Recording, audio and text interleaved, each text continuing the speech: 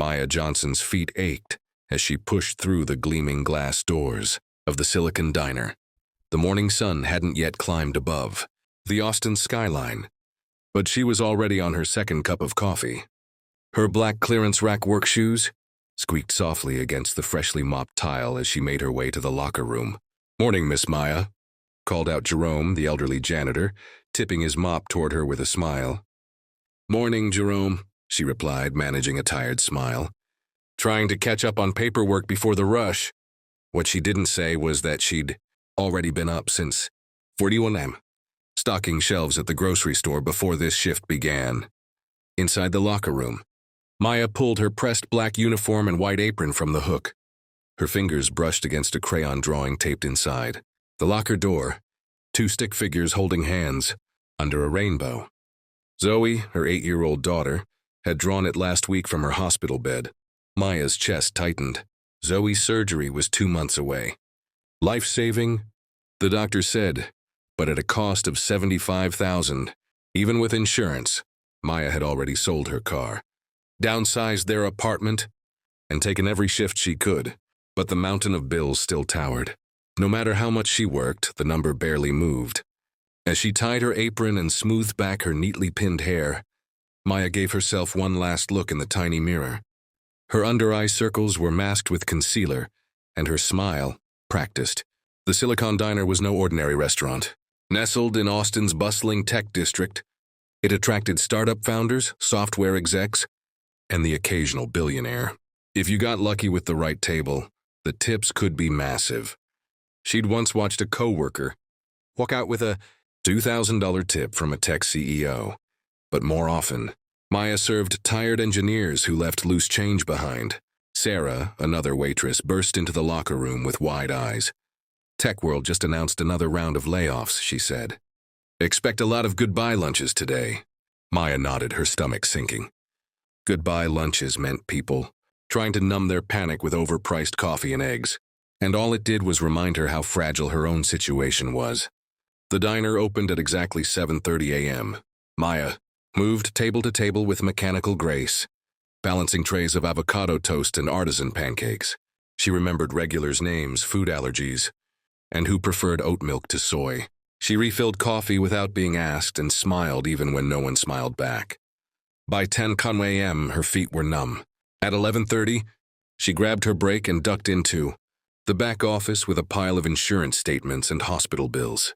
The numbers blurred together, but the one she couldn't stop seeing was 75,000. A text came in from Mrs. Martinez, her elderly neighbor who watched Zoe while Maya worked. She ate all her breakfast and took her medicine. "She's resting now. Don't worry too much, mija." Maya wiped her eyes and whispered a silent prayer of thanks. Mrs. Martinez charged almost nothing and treated Zoe like her own granddaughter. Without her, Maya didn't know how she'd manage. Back on the floor, the lunch crowd came in waves. Table 15 wanted more napkins. Table 9 needed gluten-free toast. Maya moved in a rhythm, deliver, refill, smile, nod. One step closer to the goal. She didn't notice her manager, Mr. Phillips, watching from his corner office. He frowned, making notes on his tablet. At 4:30 p.m., her shift ended. But her day was far from over. In 3 hours, she'd be behind the register at the grocery store again. But before that, she had just enough time to see Zoe, help with homework, and cook dinner. As Maya hung up her apron, Sarah caught her arm.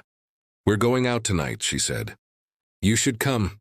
"Thanks, but I can't," Maya said. "Maybe next time." She didn't say she hadn't gone out in months. Every extra dollar went into Zoe's surgery fund. At the bus stop, she counted the day's tips. 30s, it wasn't nothing. But at this pace, it would take years to reach 75,000. And the doctors said they didn't have years. Still, Maya kept going. Because Zoe never complained.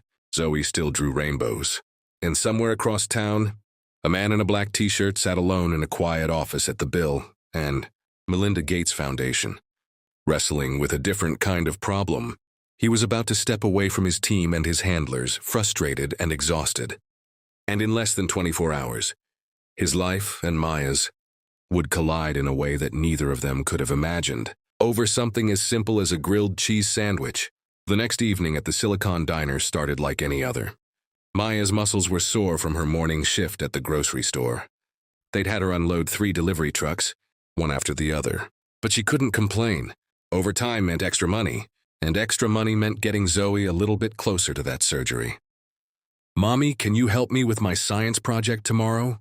Zoe had asked earlier that afternoon, her eyes bright despite her pale face. "It's about rockets in space." "Of course, baby," Maya had promised, even if it meant sleeping for just 2 hours. If Zoe wanted to learn about rockets, she'd find a way. Back at the diner, the evening crowd was thinner than usual. Just a few lone tech workers staring into laptop screens, nursing coffees they wouldn't refill. It was almost closing time when the front door chimed. "We're closing in an hour," Trevor, the evening host, mumbled without even looking up. A tall man in a plain black t-shirt and jeans stepped inside, glancing around as if unsure where to sit. "Table for one," he said softly. His voice was tired, almost too quiet. Trevor waved him off. "Sit wherever." The man settled into the booth in Maya's section, farthest from the window. Back to the room. When she approached with a menu, she noticed how worn down he looked. His shoulders were slumped, his eyes puffy and rimmed with fatigue. "Rough day?" Maya asked, gently setting the menu down. He looked up, surprised by her kindness. "Something like that." "Trying to fix the world," he said with a faint, ironic smile. "Not going well." Maya smiled. "Then what you need is comfort food. I know just the thing, as if you trust me." He studied her for a beat. "Sure, why not?" She hurried to the kitchen. "Roberto," she whispered. "One last order?" "We're closing, Maya," the chef grunted. "You know how Phillips gets." "It's my mom's grilled cheese. With honey butter." She flashed a look he couldn't resist. Roberto sighed. "All right, but you're helping clean up." Maya crafted the sandwich with care. 3 cheeses, crispy bacon, and that secret touch. A thin layer of honey butter grilled to golden perfection. She brewed a fresh cup of tea and grabbed the ripest banana from the basket. When she returned, the man blinked at the tray. "I didn't order this." "Trust me," Maya said, placing the sandwich in front of him. "This helped me get through my worst days." "You look like you've had one." He took a bite, chewed, closed his eyes. "Wow," he muttered. "This is amazing." "The honey butter," Maya grinned. "It's magic." She turned to go check on her other tables, but his voice stopped her. "Would you mind sitting for a minute? If you're not too busy." She hesitated. It was quiet. Most of her closing tasks were done. "Sure, just a minute." She slid into the booth across from him. "What kind of world-saving were you doing today?" she asked lightly. He stared at his sandwich for a second before answering. "Sustainable energy. Accessible health tech. Feeding the world. You know, the usual." Maya raised an eyebrow. "Small stuff," she said. He chuckled, the first real smile she'd seen on his face. "I'm trying to make systems that help everyone, but tonight it feels like none of it matters. Like I'm talking into a void." Maya nodded. "I know the feeling. My daughter's been sick for years. I've worked 2 jobs every day for months to afford her surgery. I'm barely halfway there. But I can't stop, 'cause she hasn't given up, so neither will I." He went quiet, then gently, "How old is she?" 8, Maya replied, voice softening. "Smart as a whip. Obsessed with space. She thinks she'll be an astronaut someday." He looked up slowly, his gaze more focused now. "I think she just might." They sat in silence for a moment. Maya stood. "Let me know if you want dessert." "Just the sandwich is perfect," he said. Maya returned to her duties, but she noticed he ate every crumb. Even the banana. When she brought his check, he handed her a credit card without looking. He was tapping something on his phone, deeply focused. She processed the bill, left the receipt, and smiled as she walked away. And then everything changed. Trevor gasped. "Wait a second. That guy." Maya turned to see Trevor holding up his phone, his face pale. On the screen was a photo. It was the man in the booth. Except in the photo, he was standing on stage next to world leaders, giving a keynote. It was Bill Gates. Maya's jaw dropped. She had just made a grilled cheese sandwich for Bill Gates. And just as the shock hit her, Mr. Phillips stormed out of his office. "Maya, office now." Maya followed Mr. Phillips into his office, heart pounding. The door clicked shut behind her like a judge's gavel. "Would you care to explain what you were doing out there?" he demanded, slamming his tablet onto the desk. I was serving a customer, Maya stammered. Oh, is that what you call it? His voice rose. Sitting and chatting while other tables waited? Keeping the kitchen open late? Making unauthorized food items? I made sure everyone was taken care of, she said, trying to steady her voice. I even helped clean to make up for the extra order. This is not a soup kitchen, Phillips snapped. This is a high-end establishment in the heart of Austin's tech district. You are not here to play therapist to every tired man in a t-shirt who wanders in. Maya swallowed hard, blinking back tears. It won't happen again, sir. You're right, he said coldly. It won't because you're fired. The words hit her like a blow to the chest. No, please, my daughter. You can pick up your final paycheck next week. Clear out your locker tonight. He turned away, dismissing her like she was never there. Maya stumbled out of the office, dazed. As she crossed the dining room, she saw that Bill Gates was gone. The booth was empty. Only a clean plate and a folded napkin remained. Trevor smirked as she passed. Guess kindness doesn't pay after all. In the locker room, her hands shook as she peeled off her uniform. Zoe's rainbow crayon drawing fluttered from the inside of her locker. Maya picked it up and pressed it to her chest. Outside, rain had started falling. Maya didn't have an umbrella. She'd lent hers to an elderly customer that morning. She pulled her jacket tighter and began the long walk home. Her phone buzzed. Then again. Dozens of times. Unknown numbers, texts, emails. She ignored them all. Whatever it was, she couldn't deal with it tonight. She arrived at her apartment soaked and exhausted. The elevator was broken again. So she climbed the stairs to the 5th floor, legs trembling with each step. Mrs. Martinez, her elderly neighbor, was dozing in the armchair when Maya opened the door. Mia, you're home early and soaking wet, she said, startled awake. I lost my job, Maya whispered. Oh, Dios mío. Before she could say more, a small voice called from the bedroom. Mommy, is that you? I'm here, baby. Just changing clothes. Mrs. Martinez stood. You focus on her. Zoe stays with me tomorrow? You look for a new job. Maya managed a tired nod. She changed into dry pajamas and tiptoed into Zoe's room. Her daughter was curled up in bed, pale and fragile, surrounded by space books from the library. Can we do my rocket project now? Zoe asked, eyes hopeful. Maya forced a smile. Of course. They read about Mars together, flipping through pages and imagining stars. Zoe yawned and fell asleep with a book clutched to her chest. Maya gathered the scattered books and sat in the kitchen. Only then did she check her phone. 37 missed calls. Hundreds of messages. The first message she opened was a video. Security footage from the diner. Grainy but clear. It showed Maya serving Bill Gates, talking with him, sitting across from him while he ate her mother's grilled cheese. Captions had been added. Waitress shows kindness to tired customer, unaware he's Bill Gates. The video had millions of views. Maya stared, stunned.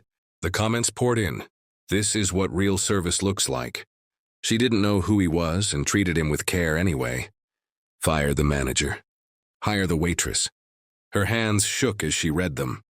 A knock at the door startled her. Through the peephole, she saw a man in a suit holding business cards. Miss Johnson? I'm from Morningstar News Network. We'd love to feature your story. Maya stepped away from the door, heart racing. More voices followed. More knocks. She turned off the lights and sat silently on the couch, praying they wouldn't wake Zoe. Another message arrived in from her mother. Baby girl, I'm seeing you on the news. Call me. Maya tried to call, but her phone died mid-ring. She plugged it in and opened her laptop. Every major news outlet was covering the story. The grilled cheese that melted Bill Gates' heart. Viral act of kindness sparks outrage over waitress firing. Bill Gates still hasn't commented, but the internet has. Offers started flooding in. Job offers, interview requests, speaking engagements, endorsement deals. A familiar name popped up, Mr. Phillips. Due to recent publicity, we're willing to discuss your reinstatement. Maya deleted the message without hesitation. She wasn't going back there, but as she scrolled through emails, one message stood out. The sender had no name, just a single letter E. Sometimes kindness is the only test that matters. Keep watching your mailbox. Maya stared at the screen. What did it mean? Who was E? And why did it feel like this story was only beginning? By morning, Maya's small apartment felt like the center of a media storm. The news vans that had camped outside all night were still there, their reporters now broadcasting live updates from the parking lot. Photographers crouched behind shrubs. A drone buzzed near her window. Maya hadn't slept. She stood in her kitchen, staring at an eviction notice. Mr. Rodriguez, her building manager, had slipped under the door. You have until the end of the week to resolve the situation. Your presence is causing a disturbance. She didn't blame him. Tenants were complaining about cameras, crowds, and noise. But what could she do? She hadn't asked for this. All she'd done was serve a sandwich to a tired man in a black t-shirt. Zoe shuffled into the kitchen, still pale, rubbing her eyes. Mommy, why are there people outside with cameras? Maya knelt beside her. They saw a video of me being kind to someone. Now they want to talk about it. Zoe blinked. The man from the diner? Yes, baby. Zoe looked thoughtful. But isn't that just normal? Being kind? Maya smiled. It should be. She helped Zoe back to bed, but her daughter had a low-grade fever again. Maya gave her medicine, tucked her in with a space book, then checked her phone. 214 unread messages. Another from the anonymous E. The grilled cheese was just the beginning. The world is watching. Don't lose yourself. Maya sighed. She didn't care about the world. She cared about Zoe, about rent, about getting a job, and a real one. Then came a knock. A woman in a crisp suit stood outside, holding a thick folder. Miss Johnson? Amanda Chen, Silicon Valley Weekly. We'd like to offer you an exclusive. High compensation. Full photo rights. You're a national symbol now. I'm not a symbol, Maya muttered. I'm a mother. She closed the door before Amanda could respond. Inside, her inbox buzzed again. From Tesla's food service division, we'd like to offer you a senior position in our corporate hospitality arm. From Blue Origin, your leadership and compassion represent our core values. Please consider a partnership role. From a startup called Graceplate, join us as Chief Empathy Officer. She was offered paychecks that would solve every problem. But why now? Where were these people when she was begging for extra shifts? Still, the practical voice in her head whispered, accept one. Just take the money. Get Zoe her surgery. Get your life back. She was about to call Tesla when another email arrived. Subject line, a test of character. The world will offer you everything, but only you can define what you stand for. Final phase begins soon. E. That same moment, Zoe called out from the bedroom. Mommy, I don't feel so good. Maya rushed to her. Zoe was shaking, skin clammy. Her lips were pale. Her fever had spiked. She called Dr. Lewis, who responded immediately. Bring her in now. I'll meet you at the ER. Zoe was unconscious by the time they arrived. Doctors rushed her into the ICU. Machines beeped. Nurses moved swiftly. Maya stood helpless. Dr. Lewis pulled her aside. We can't wait anymore. We need to schedule surgery tomorrow. But I don't have the money. I know, he said gently. But we'll figure something out. For now, she's stable. But Maya, we're out of time. Maya stepped into the hallway, her heart racing. A nurse approached. Someone left this for you at the front desk. It was an envelope. No return address. Just a wax seal with the letter E. Inside was a handwritten note. Final test begins now. There's a car waiting for you outside. Trust it, your daughter will be safe. Maya looked through the window. A sleek black electric car sat parked by the hospital curb. The logo on its side wasn't Tesla. It was blank, plain, unbranded. She checked in on Zoe one more time. Fast asleep. V in her arm, her spacebook clutched to her chest. Then she walked outside and got in. The car drove itself. A tablet was mounted in the dashboard. As the city lights blurred past, a message appeared. You've been part of a study, Maya, not of fame, but of authenticity, of leadership, of character. This is not a trick. This is an opportunity. Why did you help the man in the black t-shirt? She typed with trembling fingers. Because he looked like he needed help, and that's what people are supposed to do. Another question appeared. Even when it cost you everything, kindness isn't something you measure in what it costs. It's what makes us human. The car turned sharply, and then Maya gasped. They were pulling up to the Silicon Diner, but it was different. The outside was freshly painted. Warm lights glowed inside. A new sign hung above the door. The Kitchen Table Project. Founding location, She walked in, and there, sitting at her old booth, was Bill Gates. Maya stood frozen in the doorway of the transformed diner. Gone were the trendy steel accents and overpriced decor. In their place, soft wooden booths, warm pendant lights, a welcoming chalkboard sign that read, "Everyone deserves a seat at the table." The air smelled faintly of grilled cheese and fresh bread. At the back booth, Bill Gates rose and smiled. "Hello, Maya," he said gently. "Please, sit." She approached slowly. Seated with Gates were several familiar faces. David Chen from the Starlight Cafe, Dr. Lewis from the hospital, and a woman Maya recognized from a hospital nonprofit she once applied to. Beside them, an empty chair waited. Maya sat. "This," Bill Gates said, gesturing around them, "is yours. If you want it." Maya blinked. "What?" He placed a folder in front of her. Inside, a job offer. Not from a corporation, from a new initiative, the Kitchen Table Project. A national chain of community diners. Places of healing, not profit. Food dignity and opportunity. You, Maya, would be its founding chief operating officer. Her breath caught. Another sheet followed. It was from Zoe's hospital. Paid in full. Surgery scheduled for tomorrow. No strings attached. Bill Gates leaned forward. "Months ago, I began quietly researching compassion in the real world. Not in boardrooms, not on camera, but in diners, buses, grocery stores. I wanted to understand how everyday people treat strangers when no one is watching." "You were watching?" Maya whispered. "Not just me," he said, gesturing to the others. "We've all been part of this effort. What we saw in you was rare. Someone who gave without expectation, stood tall under pressure, and never once asked for attention, even when the world turned its cameras on you." Maya glanced around. Her eyes filled with tears as she saw a framed photo on the wall. Her mother's grilled cheese? Recipe in elegant handwriting. "You didn't just feed me a sandwich that night," Gates continued. "You reminded me why I started any of this. It wasn't for scale or success. It was for people." He paused, then added quietly, "The tests, the viral video, the job offers, the anonymous messages, they were real. But this is even more real. This diner, this mission. You passed every test not with perfection, but with heart."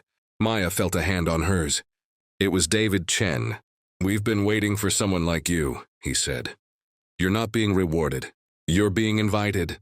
Bill Gates stood. "Come see the kitchen." Maya followed him through the doors. It looked brand new. State-of-the-art appliances. Stocked shelves, but on one wall, right above the prep counter, hung a plaque. In honor of Maya Johnson's mother, whose sandwich changed a billionaire's heart. Maya laughed softly, tears spilling now. "I don't know what to say." "Say yes," Gates replied. "Then go to the hospital. Your daughter needs her mom. We'll take care of the rest tonight." Maya turned to him, overwhelmed. "Why me?" "Because when you thought no one was looking," he said with a smile, "you did the right thing anyway." Du beau. 2 days later, Zoe's surgery was a success. 3 weeks later, the first Kitchen Table Project diner opened in Austin. 3 months later, Maya stood on stage next to Bill Gates at a press conference. Not as a waitress, not as a viral name, but as the woman leading a movement, one sandwich, one table, one human heart at a time. She looked down at Zoe, sitting front row, clapping in her little astronaut t-shirt. Maya's eyes shone. Sometimes the world doesn't need more billionaires. Sometimes it just needs someone willing to offer a sandwich and a smile. And sometimes that's enough to change everything.